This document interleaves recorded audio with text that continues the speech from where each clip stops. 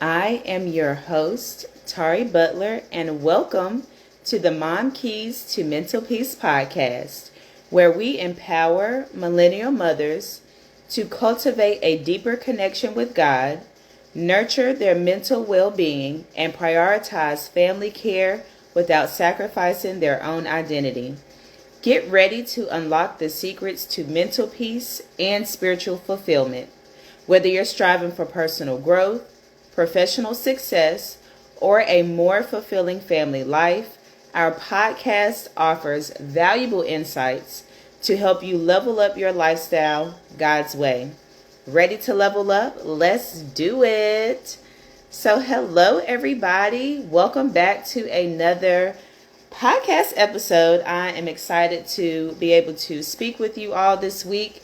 If you are an OG, welcome back, sis. So happy to have you here. And if you are new to the family, welcome. So happy to have you join us.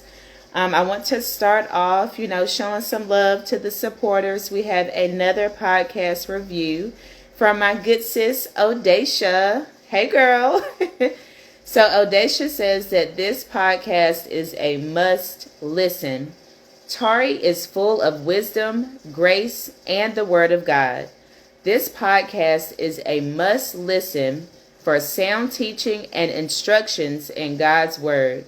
As a first-time mom, it's important for me to hold my identity in Christ while not losing myself in motherhood or being a wife. I appreciate Tari. Girl, thank you so much for your review, Odacia, and congratulations on your new bundle of joy. Welcome to the mommy crew, mommy gang, okay? I'm praying that you have a healthy pregnancy and that God keeps you, and I'm so grateful that you're able to learn some gems and apply this to your motherhood journey in your life. So if you are listening to this podcast and you would love to get a shout out on the show, be sure to leave a review and I could be reading your review on the next episode. So we are continuing our Vacation Bible School series, y'all. Like I said last time, I think I have two more. Well, this one, and then I think I have one other after this one. But we'll see how God be guiding and what he says to do. But ultimately, as I've shared in each episode, with Vacation Bible School is something that happens in at churches during the summer, where they meet up one week for each evening, where you learn about Bible stories, Bible facts, and things like that. And this has been so good. I don't know if y'all have been receiving what has been delivered, but baby, this series has been good. I've learned so much in preparing these episodes. I pray that you are learning a lot too. If it has blessed you, let me know in a social media DM or in your review on the podcast, whatever. Give me some feedback. Let me know if this has been blessing you as much as it has been blessing me to teach. But overall, we're discussing some heavy but necessary topics, and this is meant to challenge your spiritual maturity. These topics are meant to bring awareness to where you stand in your walk with God, to provide a space for you to repent and turn back to God.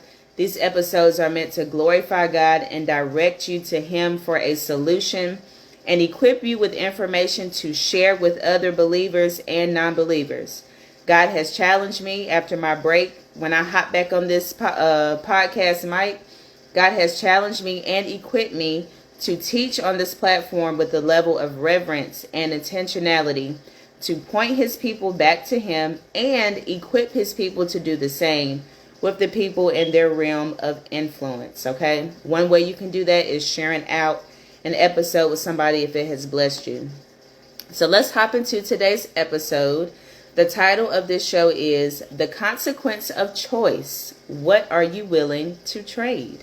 Okay, so let's get into our definitions. What is a consequence? A consequence is a result or effect of an action or a condition. Some similar words are repercussion, end result, aftermath, byproduct, fruit. I really like that one. What comes after a decision is made, right? So there can be positive consequences and there can be negative consequences, right? For example, if you eat unhealthy foods and you don't work out, that can lead to negative consequences, such as being overweight, having diabetes, high blood pressure, increased medication, and a decrease of mobility in your body, not being able to move around as much. And you may have a shorter lifespan. That is the consequence of the decision to eat unhealthy and not work out. Now, on the flip side, right, there's positive consequences. So, for example, if you do eat healthy foods and you do work out, it can lead to positive consequences. Those consequences are having a healthy body weight, you have lean muscle, you're more stronger, you have a longer lifespan, you have more energy, and you don't need as much medication as you get older. Now, what I'm about to say here, lean in real close, because as our good sis Maya Angelou says, when you know better, you do better, or at least we should, but that is not the case. So sometimes we know the end result of a decision and what it will lead to, right? The facts that I just shared about healthy eating and working out, that's not rocket scientists, right? It doesn't take a genius to know those consequences from those decisions, right?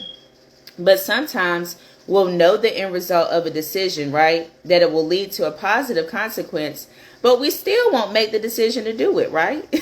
So we know that eating healthy and working out will lead to a positive consequence, but that doesn't always mean that we're going to do it, right? And on the flip side, sometimes we know the end result of a decision will lead to a negative consequence and still make that decision to do it. So on the flip side, we know that eating bad and not working out in the end will be unhealthy for us, but we still make those choices despite the consequence that we know is on the end of it. One thing that has hit me strong, I've shared my testimony that I have, stopped smoking weed. I used to smoke weed. But I've been reading like the tobacco cases where I used to get my cigars at from the store. And there's a huge sign on top of all those products that says, warning, this product causes heart disease, lung cancer, all these lists of things that it causes, right? And yet we still purchase it and buying, knowing that the possibility of making this decision to consume this product will end in these consequences. If you watch TV, you know there are these commercials out for depression pills and anxiety pills and how it will help you. So then there's a scene, there's a part in the commercial where the people are just having a good time with their life. They're out with their grandkids, fishing, doing their hobbies that they used to do. But in the background of them having this good old time, warning, this medication may cause death, suicidal thoughts, internal bleeding, like all of this list of things that could possibly happen or a possible consequence of consuming this. So sometimes knowing better doesn't always lead to doing better, right? Even though we know the consequence on the end of it. So in the Bible, there are many examples of people who had to deal with the consequences of their actions. And I'm going to just give a few here. Adam and Eve, they were the first people, right? Adam and Eve were exiled from the Garden of Eden as a result, right, of Eve eating from the tree of life after God told her that she would surely die. Okay, this can be found in Genesis 3:20 and 24. God already told her what the consequence would be as a result. Sis knew better but did not do better in this situation, which her decision led to her giving the fruit to Adam, which now he's engulfed in the consequences too from somebody else's actions. And Moses, he had to suffer consequences. So Moses was not able to enter into the promised land after he hit the rock for water to come out, instead of speaking to the rock like God told him to do. This can be found in Numbers 20 and 12. Also, the children of Israel were not able to see the promised land either as a result of their disobedience, fear, unbelief, murmuring, and complaining in the wilderness for 40 years. This can be found in Deuteronomy chapters 3 through chapter 7. And we touched on this. Y'all, we touched on the Israelites and them not being able to go into the promised land and the consequences of their actions in the last episode. I highly recommend that you go check that out. And then also Satan, right? Satan had to suffer consequences. He was exiled from heaven due to his pride. This can be found in Revelations 12, verses 7 through 12. Okay, so that's just a few people. There's people all throughout the Bible who had to suffer the consequences as a result of their actions. And as I shared before, it's not all negative. Those are just a few that I picked out. But there is one character in the Bible in particular that I want to focus on when it comes to consequences. And his name is Esau. That's how I'm going to say it. I don't know how you pronounce it. Esau, maybe Esau. I think I'm going to say Esau. That feels a little better on the tongue. I'm going to say Esau. Okay. So we're going to get into some Bible story time. All right. We're back in our Bibles again. And I want to share this story in a way like when your friend call you with that long audio and podcast version, giving you the tea about something that happened. I want you to imagine, okay, that this is that conversation, but the tea is in the Bible. Okay. The tea is this Bible story. So let's get into it. The main chapters that this will be in is Genesis chapter 25 is where I'm going to start. And then we'll jump into 27. All right. So Genesis 25, a little background on Esau.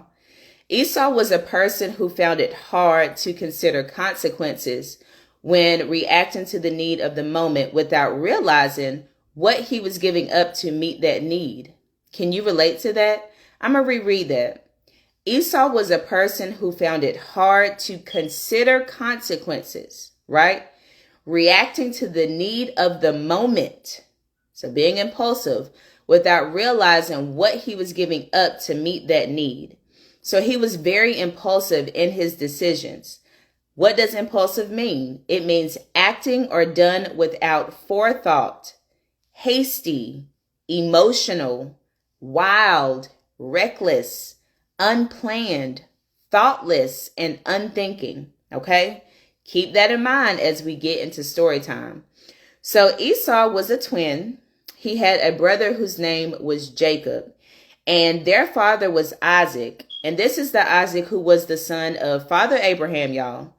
He was the biological son of Abraham, and this was his child that he had with his wife Sarah. This is the woman who was not able to have children, and God blessed her to have this child in her very, very old age. She was able to conceive.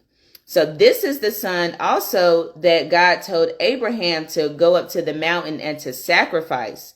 But as soon as Abraham was getting ready to do it, God replaced him with a ram in the bush. So this is Isaac, Abraham's son Isaac. So before the twins were born, Isaac's wife, Rebecca, she was not able to get pregnant. So during this time, it really meant a lot when a woman was able to give birth, right? So not being able to become pregnant was viewed as a curse from God during this time. So he prayed that God would allow her womb to open up so that she could have children. And God answered that prayer and she became pregnant with the twins. So during her pregnancy, the twins struggled with each other in her womb. So they must have been turning, tossing, tussling, just moving around, doing all the things in her stomach. And it was so bad to the point that she went to God in prayer and asking, like, what is going on? Why is all of this happening? So God told her that the sons in your womb will become two nations from the very beginning, which is right now, they ain't even out the womb. From the very beginning, the two nations will be rivals. One nation will be stronger than the other, and the older son will serve your younger son. This is very important, so keep this in mind. So when she gave birth, y'all, you know, with twins, is usually one that's born first and the other comes after. So the first one that was born, he was very red and covered in thick hair like a fur coat, and they named him Esau. So Esau is the older brother of the twins because he was born first. All right, then the second child was born. But y'all, as he was being born, he was grasping the heel of Esau as he was coming out. So they named him Jacob, which means trickster at this time. So as time went on, the boys grew older. Their personalities began to show more as they got older. And I think that this is something to say, not just for twins, but just siblings in general. Like, yeah, you might have the same mama, same daddy, or, be twins, but God made us all unique. Like, nobody is exactly the same. Everybody has their own different personalities, right? So Esau, the oldest brother, he was a very skillful hunter and was an outdoorsman. So he was outside, okay? But Jacob was very quiet, right? He had a more quiet temperament and he preferred to stay at home. So he was more of the homebody. Who would you say that you can relate to more? Are you more of an outside person or a homebody? I can be both, I don't mind. I prefer being at home, but when it's time to go out, baby, I'll step out and have a good time. But Isaac, which is the younger brother, Isaac, which is the father, right? Isaac loved Esau because he enjoyed eating the food that he caught out in the wild. So Isaac also probably loved Esau more because he was more of like a man's man at this time, going out, hunting, killing animals, catching the wild and bringing it back.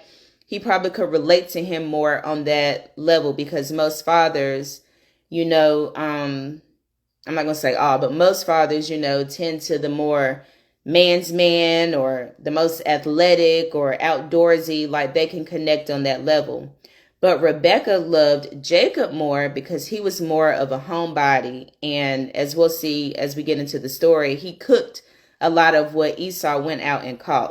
So right here, we can see that there's some type of favoritism or discord in the family based off the parents having a favorite twin or a favorite child. So Esau told Jacob, okay, let me back up.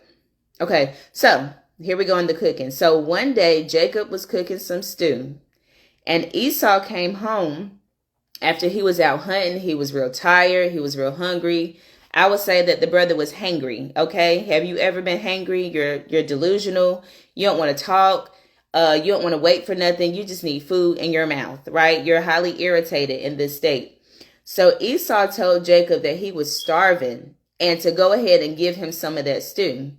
But Jacob told Esau that he would give him some of the stew, but he would have to trade his rights as firstborn son for the stew. So Esau said that he was dying of starvation. Like, look, bro, I'm hungry. I don't have time to hear what you talk about. What is my birthright to me right now in this moment, as hungry as I am, because I'm getting ready to die from starvation. So Jacob made Esau swear that the birthright was his, right? He had to make a verbal oath stating that, all right, I swear that you will get the birthright as the firstborn son. I swear that I pass that on to you. So Esau swore with an oath, thereby selling all of his rights as the firstborn son to his brother Jacob. So then Jacob finally gave him the stew along with a piece of bread, y'all. When I'm reading this, I can't help but to think about like them Texas Roadhouse rolls with like some of that chili or something. Like, now, since I know the other end of the story, I don't know if I can fully relate to Esau because I know the end result. But in that moment, I know homeboy was like, thank you so much. This stew was hitting along with this bread. What? He was in heaven, right? He finally received the instant gratification that he was looking for, which was that food. So Esau ate his meal and then he left. And the Bible says that he showed contempt for his rights as a firstborn. Now, let's break down the significance of what it meant for him to give up his birthright as a firstborn. So this was a special honor given to the firstborn son. It included a double portion of the family's inheritance, along with the honor of one day becoming the family's leader. The oldest son could sell his birthright or give it away at his choice, but in doing so, he would lose both material goods and his leadership position.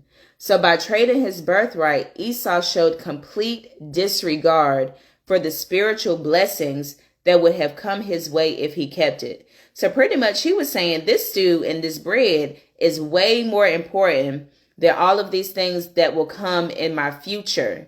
And think about the quote that he said at the beginning of the story. He was like, what good is my birthright in this moment? Right? In this moment, that instant gratification. So he wasn't thinking about what he was giving up in the future. All he wanted was something to eat. So when you really sit here and weigh this out, stew and bread compared to double the family's inheritance and a chance to be leader of the family, the math ain't mathing. You could have waited a little while for the food to get done or got yourself together and then ate. You didn't need it right there in that moment, okay? So why was this a bad decision? Esau traded the lasting benefits of his birthright for the temporary pleasure of food. He acted on impulse. Remember, that was our definition at the beginning.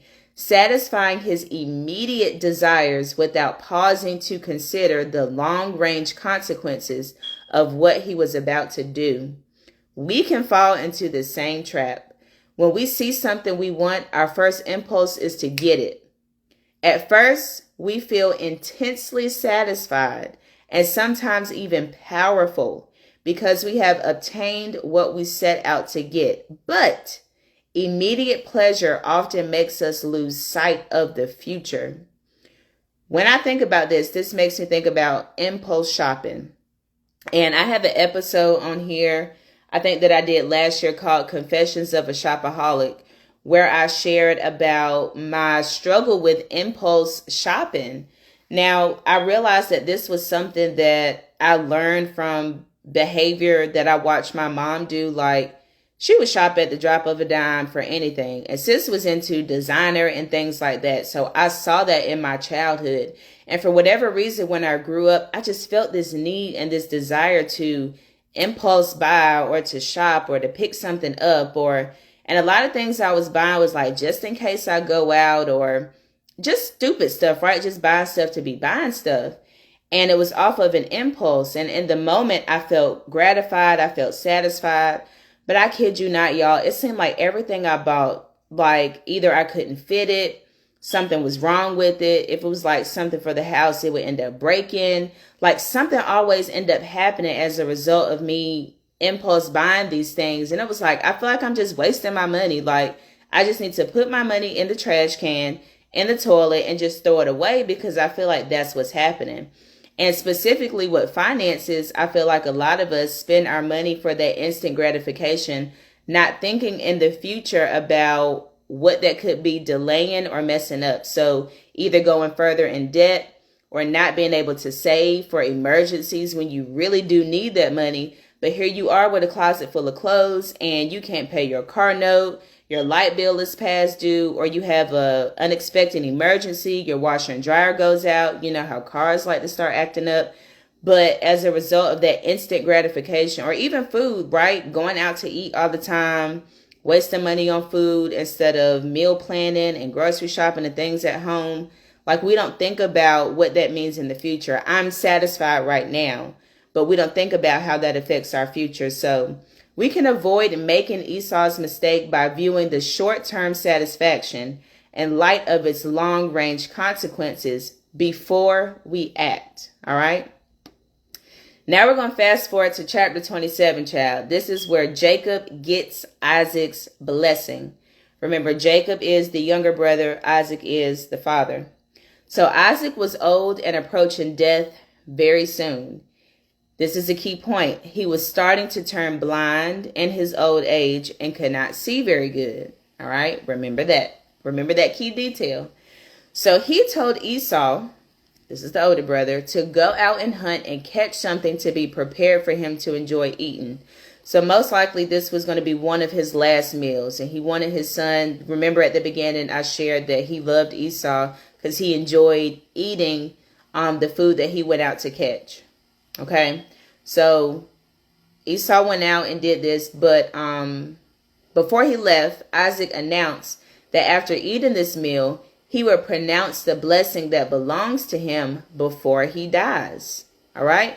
Now, remember, this is the custom that the father blesses or gives the birthright and everything to the oldest son.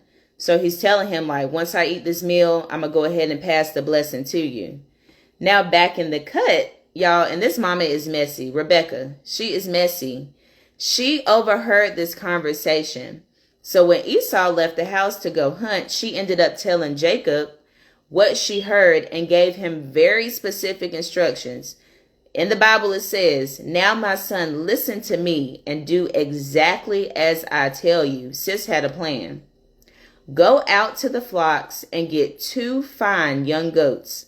She was going to use the goats to prepare Isaac's favorite meal that he requested, right? She instructed Jacob to take the meal to their father so he could eat it and bless him before he died. So Jacob made the point that Esau was more hairier than him. Remember at the beginning of the story, it explained their differences, that Esau was red and hairy. So Jacob pointed that out, like, Esau is more hairy than me, and Isaac might try to touch him, and that he would for sure know that he was Jacob instead of Esau.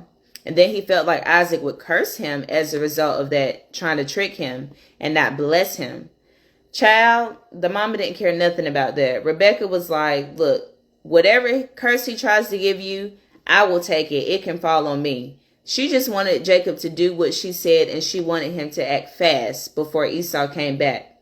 So Jacob complied. He went and got the 2 fine goats, and then Rebecca prepared the meal and gave it to Jacob.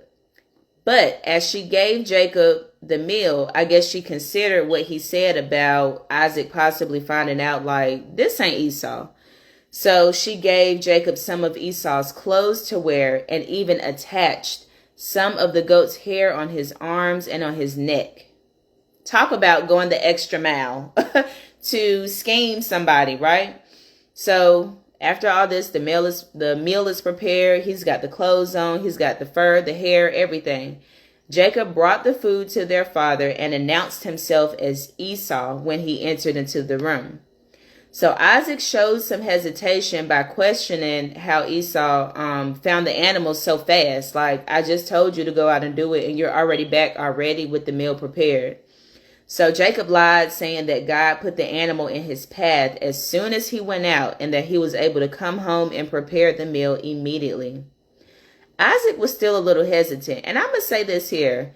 Kudos to Isaac. All of us know as mamas, as parents, like especially parents of multiples, you know the differences in your children. It's to the point like I know my children's footsteps. When I hear their footsteps, so I don't even see them, but just by the way that they walk, I know who's getting ready to approach me, right?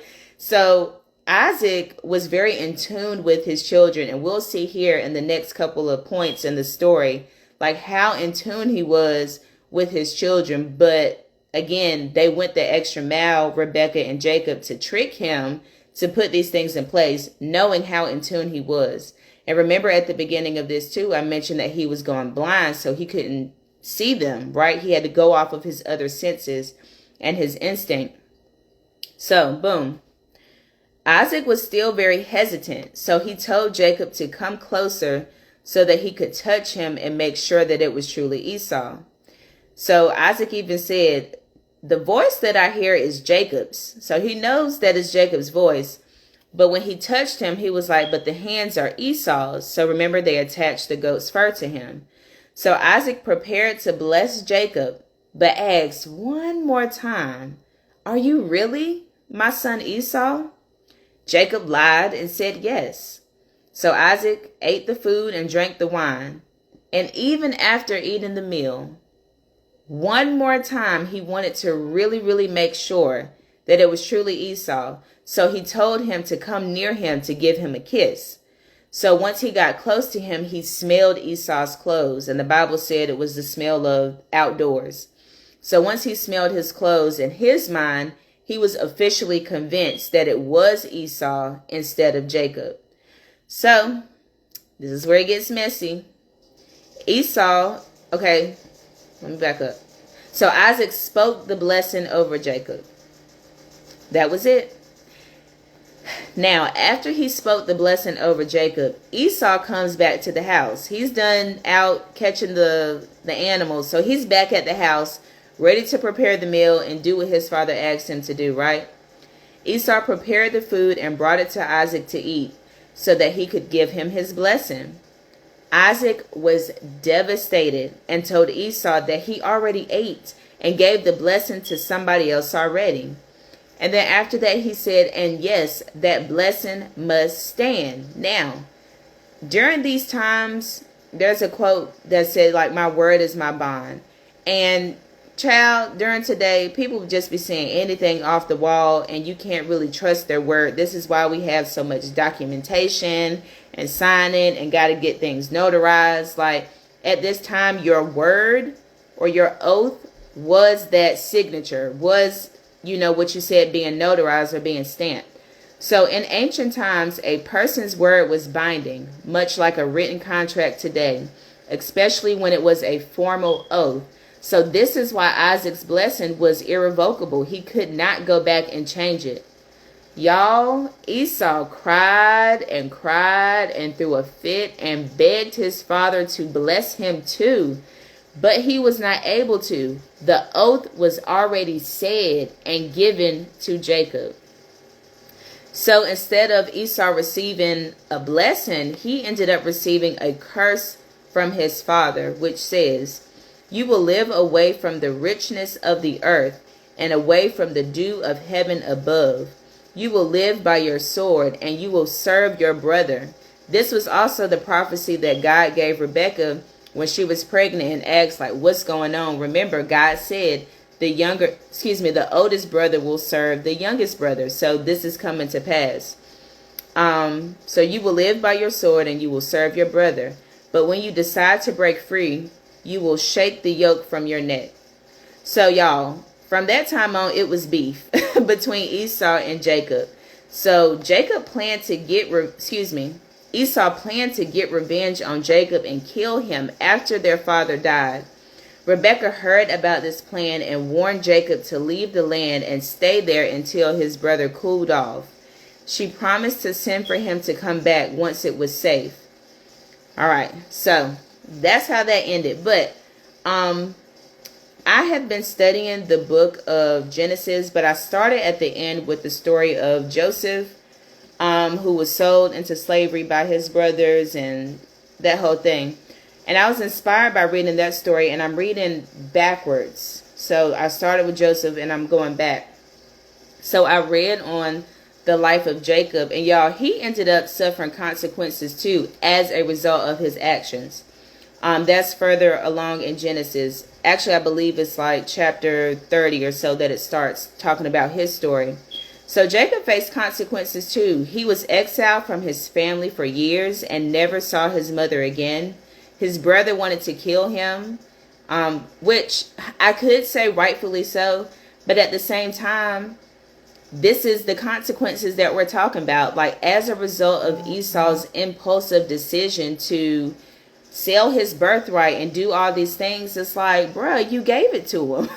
Like, you laid out the plan and then got upset when the plan came to pass in the future, but you didn't consider that when you made that decision in that moment. Jacob was deceived by his uncle Laban. That's something that talks about later.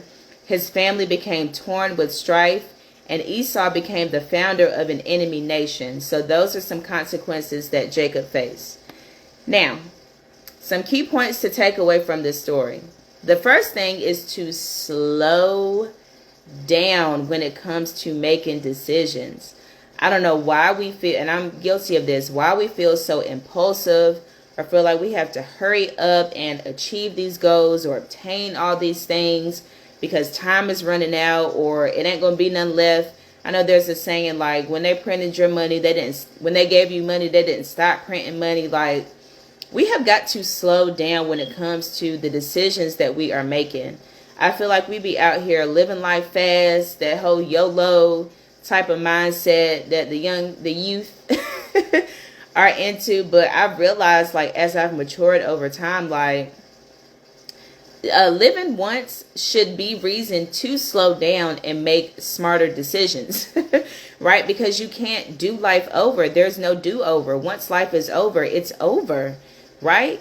And certain things that we are choosing to do in the moment for that instant gratification, is having long-term consequences in a later part of our lives, or sometimes immediately, just depending on what the decision is.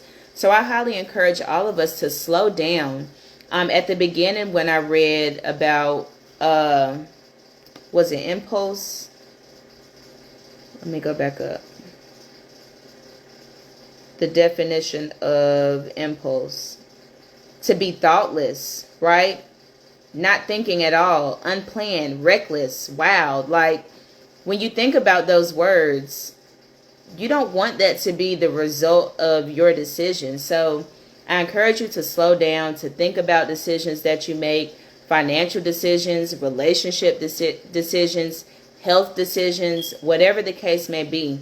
Just really take a moment to slow down and think and consider the consequences. All right, which brings me to my next point. Consider the long-term consequences of right now decisions on earth and in eternity. So if you go back to the first episode of our Vacation Bible School series, Do You Think About Eternity? I go into detail about how we will have to give an account for the decisions that we make in this lifetime, right? So keep in mind the decisions that you're making now, the things that you're doing now, how will that affect your eternity, and how will it affect the rest of your life here on earth? My next point is to understand that God allows certain events in our lives to accomplish his overall purposes, but we are still responsible for our actions. I feel like this is where we take advantage of and abuse Romans 8:28, which says, "And we know that God causes everything to work together for the good of those who love God and are called according to his purpose for them." This is true. I am a living witness of this, okay? But again, kind of like last episode about taking advantage of God's grace, sometimes we take advantage of Romans 8:28 and we just be out here doing stuff like, "Oh, God gonna work it out for my good." No, sis.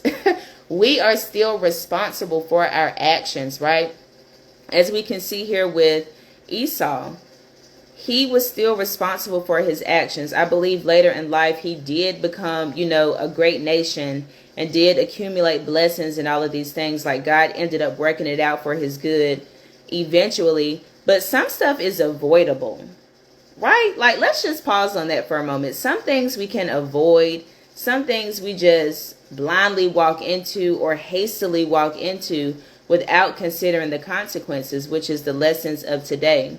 I think back on my life as a teen mom, and I've shared in the last episode how I feel like God has worked out for my good the fact of me having my son out of wedlock, not being married, premarital sex, right? I think about what decisions and things could I have been doing as a teenager at that time, right? Investing my time into college. And at that time, I wanted to do journalism in middle school, but I got distracted and cared about what other people thought about me, that people thought that was lame and that it wasn't cool. And I was really discouraged by that, so I stopped. But I think, like, if I had made better decisions or other decisions, like, what would the consequences be on the other end of my life? I know my podcast mentor, Tatum Tamia, who I've mentioned on here, I'm so inspired by her story because we're like the same age. And I listened to her talk about how she grinded and went hard in her 20s and built up this business or did the building blocks and things to get to where she is today, which is a 6-figure business owner and everything that she has accomplished in this lifetime. And not to say that I'm jealous of her, but as I said at the beginning, the consequences go either way. There's negative consequences and positive consequences. And I just see how on this side of this, the decisions that she made in her 20s, she's reaping the fruit, right, of positive consequences as a result of those decisions that she made. So don't abuse Romans 8:28. Please don't take advantage of it. So as we wrap up, I just want to leave you with 4 reflection questions. What are you willing to trade to get the things that you want? Okay. In this case, child, it was some soup. He traded his birthright for some soup. So ask yourself, what are you willing to trade to get the things that you want? Do you ever find yourself willing to negotiate anything for what you feel you need right now? Does your family, spouse, integrity, body, or soul get included in these deals? And do you sometimes feel that the important parts of your life escaped while you were grabbing for something else? There's so many people at the end of their lives who regret some of the decisions that they made and wish that they could go back and make changes. Specifically people who chase after like accolades and money and achievements and things like that. On their deathbed, they're like, man, I wish I would have slowed down, made better decisions, spent more time with my family, the things that really matter here on earth and again in eternity. All right. So that is all I have for you all today. Like I said, I'm not sure. I think I may have one more episode for our Vacation Bible School series, but I'm not sure. All right. So until then, y'all take care and I will see you next time. Bye.